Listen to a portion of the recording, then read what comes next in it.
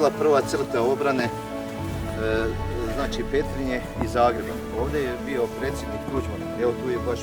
Smo se ovdje danas našli, vi ste htjeli doći ponovno nakon ovih doniranih kontejnera. Ja ispred udruge, kao predsjednik udruge Hrvatskih branitelja policije Petrinja, ispred udruge se od srca vama zahvaljujem i želim reći da ovo što je Pepo pričao, niko od institucija, to naglašavam, nije došao ovdje, nego vi ste, gospodine Zorane, zajedno sa gospodinom Smodekom i cijelom ekipom došli ovdje i prvi pružili ruku.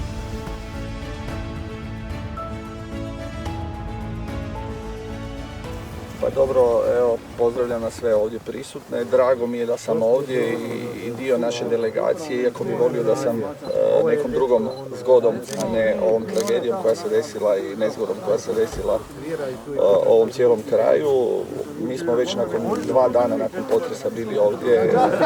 Naš doktor Smodek je inicirao posjet, s njega veže porodični dio sa ovim krajem i on nas je zamolio i bez obzira što smo bili tada na odmoru, momčad, skupili smo neku većinu igrača i nas iz kluba, došli smo ovdje, vidjeli smo, posjetili te ljude, malo ih pokušali ohrabriti, u prvom naletu osigurali ono što smo mogli i onda kroz razgovor s njima saznali da što im je najpotrebnije, što im najviše treba i onda smo se opet kroz našu zakladu koja je skupila nemali broj sredstava da se može pomoći ovim ljudima.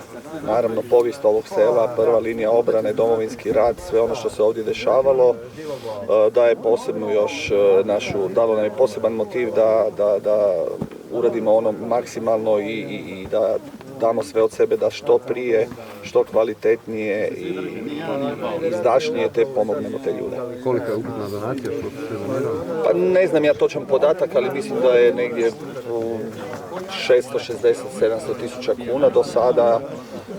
Naravno da će biti toga još, to je sve išlo kroz našu zakladu. Ovim putem se zahvaljujem svim donatorima koji su u zakladu uložili te novce. Isto tako dobili smo donacije iz Europe i svijeta od nekih naših partnera, klubova s kojima imamo dobre odnose. Pa je tu i Manchester United i Celtic, javili su se sad već i njemački klubovi, neki talijanski klubovi, moji prijatelji iz Emirata, tako da sigurno će biti još sredstava koje ćemo usmjeriti za pomoć ljudima. To tako Dinamo će pokušati inicirati sa našim sportskim kolegama, tu u prvom redu mislim sa nogometnim klubom Segesta i nogometnim klubom Mladost Petrinja, da u prvim mogućim terminima kada bude odgovaralo i njima i nama, da možda organiziramo neki mini turnir, da dođemo ovdje odigrati utakmicu i možda ne znam, 2 zagrebačka kluba pa ta 2 petrinjska ili vidjeti još obzirom na termine, odnosno na koronu, da nema publike kada i u kojoj mjeri ćemo to napraviti.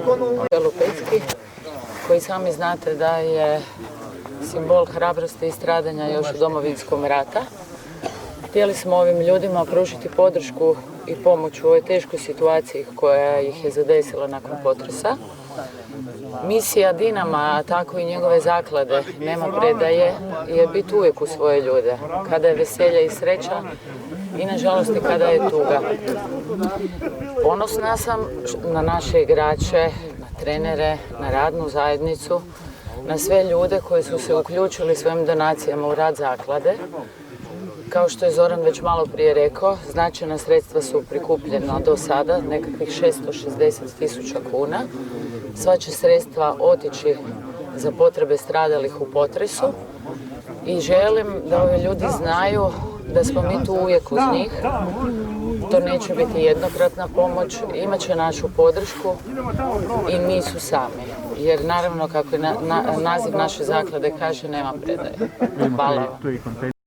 Pa sigurno da se svi osjećamo svojini i da je sigurno jako teško, ali eto, koliko možemo da bar malo ih usrećemo koliko god se može. I sigurno veliko hvala svim ljudima što im pomažu u ovom vremenu. I eto,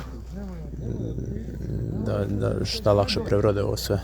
Pa užasno se nas je pogodilo sigurno sve nas, košta i sve ljude u Hrvatskoj, ali teško jednostavno, ali eto, pokušamo koliko možemo da ih usrećimo i drago mi je da cijela Hrvatska se digla i da su i navijači i svi pomogli ljudima.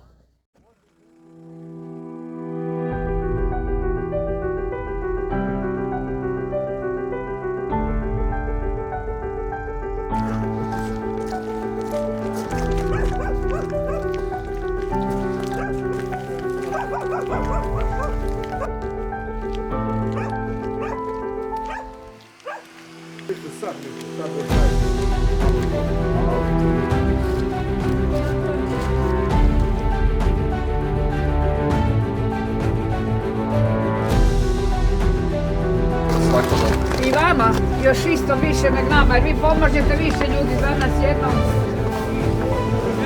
Ja nisam iskušala da toliko imam.